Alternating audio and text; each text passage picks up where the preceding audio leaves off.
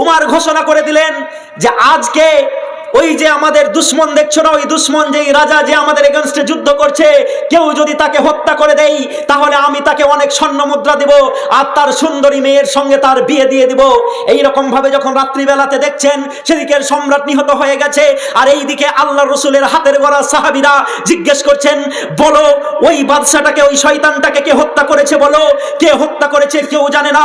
একজন মাথাটাকে নিচু করে চুপচাপ বসে আছেন, মাথা ছেড়ে দাঁড়ায় না। রাজার মেয়ে দাঁড়িয়ে আছে, সে দেখেছে আমার আব্বাকে কে হত্যা করেছে। সে বলে, হাগো এরা মানুষ না পাথর, এরা কিসের তৈরি? আমাকে পাওয়ার লোভ, আমার বাবার সাম্রাজ্য পাওয়ার লোভ, আমার বাবার সোনা টাকা পাওয়ার লোভ। কই এই লোকটা তো বসে রয়েছে চুপচাপ, সে তো একবারও দাঁড়িয়ে বলে না আমি হত্যা করেছি তাকে, আমাকে দেওয়া হোক রাজার মেয়েটাকে। সেই মেয়েটা নিজে কন্ট্রোল না করতে পেরে দেখিয়ে দিয়ে বললেন, ওই যে দেখছেন না আপনার সামনে জড়সড় হয়ে যে এই লোকটা বসে আছেন, ও আমার আব্বাকে হত্যা করেছে, তাকে জিজ্ঞেস করুন সে হত্যা করেছে কিনা। আল্লাহ রসুলের সাহাবী বললেন, এই উঠো, দাঁড়াও। উঠলেন, দাঁড়ালেন, বললেন আপনি হত্যা করেছেন, কিন্তু একবারও কেন বলছেন না আপনি কি এই পুরস্কার নিবেন না, আপনি কি এই দুনিয়ার সম্পদ নিবেন না?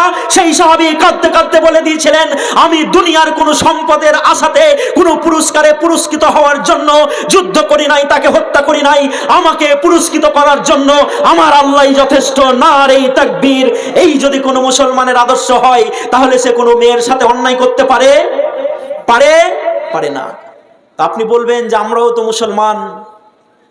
তো মুসলমান, আমাদের গ্রামের মেম্বার, প্রধান, এমএলএ, এমপি, মুখ্যমন্ত্রী, রাষ্ট্রপতি, প্রধানমন্ত্রী সব তো আমাদের টাকাই মেরে খেয়ে নিচ্ছে, আমাদের পায়খানা আসছে পায়খানাটা পর্যন্ত খেয়ে নিচ্ছে।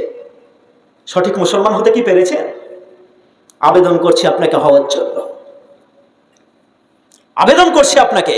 বললো, বেটি তোমাকে কথা দেয়নি? বললো, না আমাকে কথা দেয়নি। বললো, ঠিক আছে রেডি হয়ে যাও, বিয়ের জন্য রেডি হয়ে গেছে মেয়ে, সুন্দরভাবে সেজে কুজে বিয়ে আসছে, বারাতি আসছে, বিয়ে হবে। বাদশা আলমগীরও সেখানে উপস্থিত হয়েছেন, নিজেকে ঢেকে নিয়ে যখন উপস্থিত হয়েছে। আর ওইদিকে যখন সেই বদমাশটা ব্রাহ্মণের মেয়েকে বিয়ে করার জন্য নিয়ে রেডি হয়ে আসছে, সেই সময়তে তাকে ধরা হলো। বাদশা আলমগীর তাকে ধরলেন, ধরার পর বললেন, তোমাকে তো এখানে অত্যাচার করার জন্য পাঠানো হয়নি, তুমি আমার মেয়ে শকুন্তলাকে কেন জোর করে বিয়ে করতে চাও? ব্রাহ্মণের মেয়েটার নাম ছিল শকুন্তলা। বাদশাকে দেখেছে ভীত, সে রাস্তাতে পয়সা ছড়াচ্ছে, টাকা ছড়াচ্ছে, স্বর্ণ ছড়াচ্ছে। বাদশাহ সেই লাইনে দাঁড়িয়ে রয়েছে, বলে নামো তুমি তোমার সেই উটের উপর, হাতির উপর থেকে, তোমার এক্ষুনি বিচার হবে। বাদশা আলমগীর তাকে নামালেন, নামার পর সেখানেই মৃত্যুদণ্ড দিলেন। মৃত্যুদণ্ড দেওয়ার পর বললেন, আমাকে একটা জায়গা দেখিয়ে দাও, আমি শুকরানার 2 রাকাত নামাজ পড়ি, যে আমি আমার প্রজার সাথে ন্যায্য বিচার করতে পারলাম। সেই ব্রাহ্মণী দেখিয়ে দিলেন যে আপনি এখানে নামাজ পড়ুন। আমি তারও ফটোটা আজকে নিয়ে এসেছি। আজও সেই ধনেরা মসজিদ, যেই যেখানে সেই ব্রাহ্মণরা খুশি হয়ে মুসলিমদের জন্য ধনেরা মসজিদ তৈরি করে দিয়েছেন, আজও সেটা বেনারসের মাটিতে আছেন। বলুন, এটা তলোয়ারের দ্বারা দিয়ে হয়েছে না ভালোবাসার দ্বারা দিয়ে হয়েছে? কি দিয়ে? ভালোবাসা দিয়ে। সুতরাং যারা আমাদেরকে কলুষিত করতে চান, পারবেন না। যতদিন আছেন চেয়ারে ভাবছেন ততদিন আছি আমরা গিয়ারে। ভুল ভাবছেন। এই ধারণা থেকে বেরিয়ে আসুন। আপনাদেরকে আমরা আহ্বান করছি, এই ধারণা থেকে বেরিয়ে আসুন।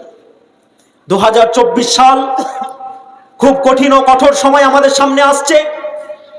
তারপরেও মুসলিমদের ঘাবড়ানোর কিছু নেই, মুসলিমদের হারানোরও কিছু নেই, ভয়েরও কিছু নেই। যখন আমাদের সঙ্গে কেউ না থাকে তখন কে থাকে? আল্লাহ। 2019 সালেও এটা বন্ধ হয়েছিল, 24 সালে 7 দিন টাইম দিয়েছে। এটাও এবার দেখার আছে যে আল্লাহ কি করেন, কারণ আমাদের ভয়ের কিছু নেই। আমরা বাইরে থেকে কেউ আসেনি, আসেনি। আমরা পিছিয়ে পড়া। হ্যাঁ, কেন পিছিয়ে পড়া?